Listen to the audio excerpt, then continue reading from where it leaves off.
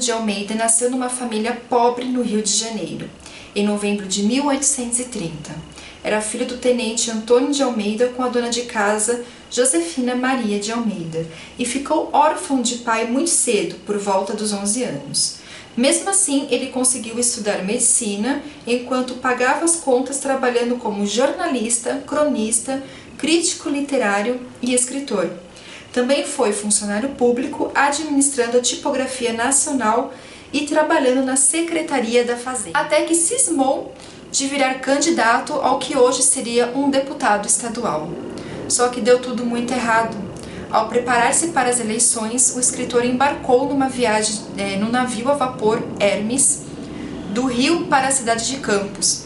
No dia 28 de novembro de 1861, com apenas 31 anos, Manuel morreu vítima de um naufrágio que aconteceu na altura de Macaé. O vídeo de hoje é sobre Memórias de um Sargento de Milícias, do incrível Manuel Antônio de Almeida.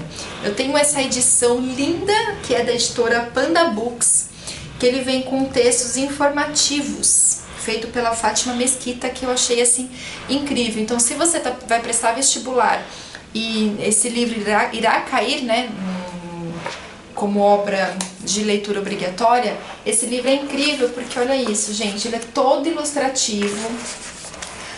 Como é um texto um pouco difícil de entender, porque ele tem um português meio arcaico ali, umas palavras que você não conhece porque eram palavras comuns na época, palavras que hoje em dia nós não utilizamos. Então, todas essas palavras, gente, elas vêm escritas aqui. Ou alguma parte, um fato histórico que de repente você não conheça, também está escrito. Então é um livro muito, muito interativo. Eu achei muito bacana essa ideia de se fazer um livro que é um clássico, é uma leitura obrigatória com tantas informações. O que eu achei muito interessante é que esse livro ele não foi publicado como um livro, e sim para o folhetim. Ele era escrito em capítulos para o jornal, então achei isso bem interessante. Então, pelo que eu entendi, eles foram depois juntando esses capítulos e publicaram o livro em si, com Memórias de um Sargento de Milícias. Então, o livro ele vai contar a história do Leonardo Pataca e da Maria das Hortaliças, que eles se conheceram no navio. Eles estavam vindo de Portugal para o Brasil. E desse relacionamento deles nasceu o Leonardo Filho. E quem são os padrinhos, né? Quem batizam o Leonardo é a parteira e o barbeiro conhecido do casal. Quando o Leonardo completa 7 anos de idade, a mãe dele, que é a Maria das Hortaliças, foge, abandona todo mundo e foge como marinheiro. Então o pai fica extremamente deprimido, e enfim, tem toda uma história que acontece ali. Ele também vai embora, e quem acaba criando o menino é o barbeiro, que é o padrinho, com a ajuda também da comadre, da parteira. Só que assim, gente, esse Leonardo, ele pensa numa criança endiabrada. Leonardo, ele é uma criança endiabrada, ele é daquelas crianças que apronta 300 mil coisas. E assim, o padrinho, ele quer o melhor, né, para o seu afilhado. Então ele é um cara que ele tem posses, ele tem muitas posses, e também tem a história dele aqui de como que, né, ele adquiriu essas posses, que é uma história bem interessante. E ele vai contando, e ele deseja, né, que o sobrinho seja um padre, né, enfim, que vá estudar no seminário e tal. Mas, gente, não tem cabimento esse Leonardo virar padre, porque ele é o demônio em pessoa. Então, o livro todo, o mais incrível desse livro, eu não quero entrar muito em detalhes da história em si, mas o mais incrível desse livro é a narrativa. Então, o autor ele vai apresentando cada personagem pra gente de uma forma assim muito detalhada, de quem é cada um, da sua origem, de onde veio e etc. O que me deixou assim um pouco cansada da história no decorrer da narrativa é que o livro tem uma parte dele que só fica contando as coisas que o Leonardo Filho ali fica aprontando. Ele apronta, eu acho que ficou muito tempo nisso, eu já estava assim esgotada, eu quase abandonei o livro, gente, porque eu não aguentava mais saber das das traquinagens, da bagunça que esse Leonardo fazia. Eu falava, tá ok, o que vai acontecer com essa história? Então isso foi uma coisa assim que me deixou muito cansado. Eu até cheguei a publicar no Instagram que eu não tava mais aguentando a leitura. Não é pela narrativa em si, gente, é um clássico. A narrativa desse livro é incrível, é impressionante, mas eu acho que ficou muito tempo, na minha visão, só falando do Leonardo e das bagunças que ele, das coisas que ele aprontava, e isso me cansou muito. Aí, ok, depois que passa essa parte, que aí você tem aquele final que é incrível. Eu não esperava ter um final tão incrível como esse. E sim, gente, é um livro que eu dei 4 estrelas. Eu não dei 5 porque eu não curti aquela parte da enrolação. Mas ele é um livro sensacional. Eu li esse livro pro vestibular na época. Gente, mas sério, eu não lembro nada. Eu não lembrava de nada da história. Eu falei, talvez se eu começar a ler de novo, alguma coisa eu vou lembrar. E não, gente. Na minha visão, assim... E, gente, assim, eu acho que eu li esse livro pela primeira vez agora, no mês de dezembro.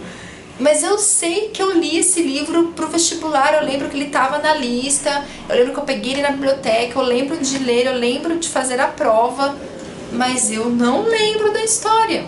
E nem relendo eu lembrei, gente, eu não sei o que aconteceu.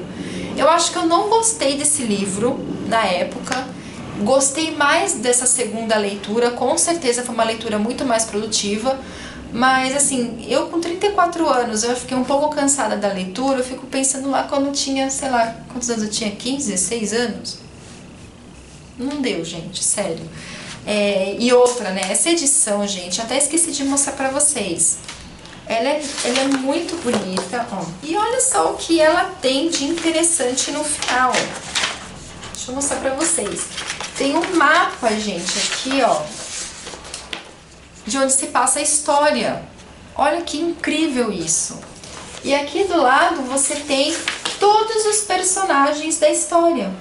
Todos os personagens. E aqui abaixo um breve resumo do que acontece no livro inteiro. Então, assim, é muito, muito bacana essa edição e acho que vale super a pena vocês terem em casa essa edição aqui. Então, assim, é um livro que eu gostei muito. Fiquei um pouco triste com a história do autor, morreu tão jovem, né, gente? 31 anos e de uma forma, enfim. Mas eu gostei bastante, só achei, assim, uma leitura um pouco cansativa. E sim, gente, é um português difícil. Eu acho que foi por isso que eu não curti muito a leitura na época, porque ele tem uma leitura difícil. Essa edição, como eu disse, ajuda muito porque ela vem explicando todas essas partes complicadas, palavras que você não entende, gírias também, acredito, da época. E então, assim, eu achei super, super incrível. Então, coisas interessantes, curiosidades que eu achei, assim, bacanas nesse livro. Então, eles, aqui, ó, nessa parte aqui, pra quem é do Rio, né, mostra o Largo do Rócio, que é onde fica atualmente a Praça Tiradentes. Então tem uma foto de como que era antigamente. Então eu achei isso bem bacana. E aqui na página 49 tem uma coisa também, gente, que eu fiquei meio impressionada, que eu vou ler pra vocês. Acreditava-se, na época, que diminuir a quantidade de sangue no organismo era fundamental para ajudar no processo de cura de praticamente todas as doenças. Olha que absurdo! E para fazer essa diminuição, eles sangravam o doente com a ajuda de sanguessugas.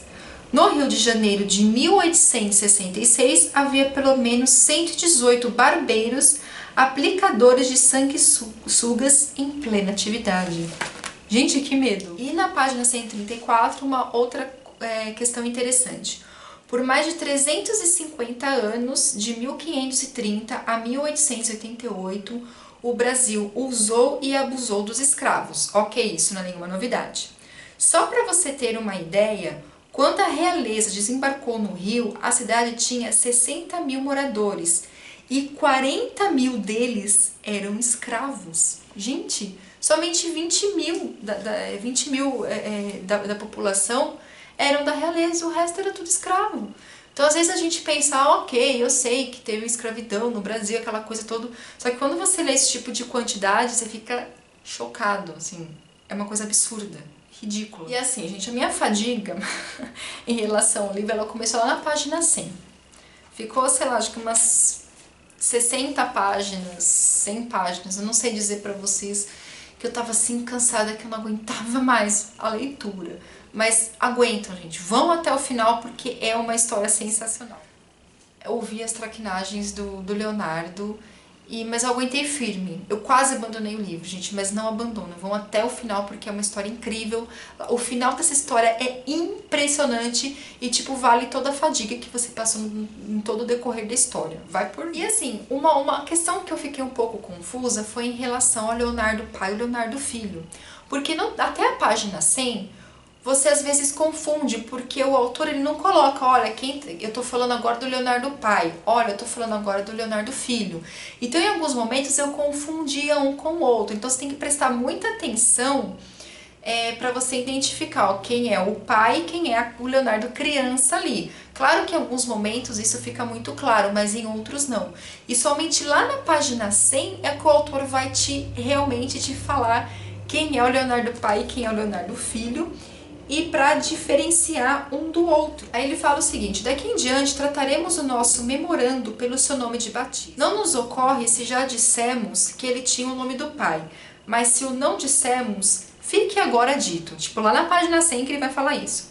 E para que possa saber quando falamos do pai e quando do filho, daremos a este o nome de Leonardo e acrescentaremos o apelido de Pataca, já muito vulgarizado nesse tempo quando quisermos tratar daquele, ok? Então lá na página 100 que você vai ter essa informação. Até lá eu fiquei um pouquinho perdida. Fica a dica de um livro muito bacana, incrível para nossa literatura, é uma narrativa impecável, impecável, e assim, gente, ele chega uma parte que, como eu disse, ele é lento, mas aguentem até o final, ok? Então é isso. Beijos pra vocês e até o próximo vídeo. Tchau!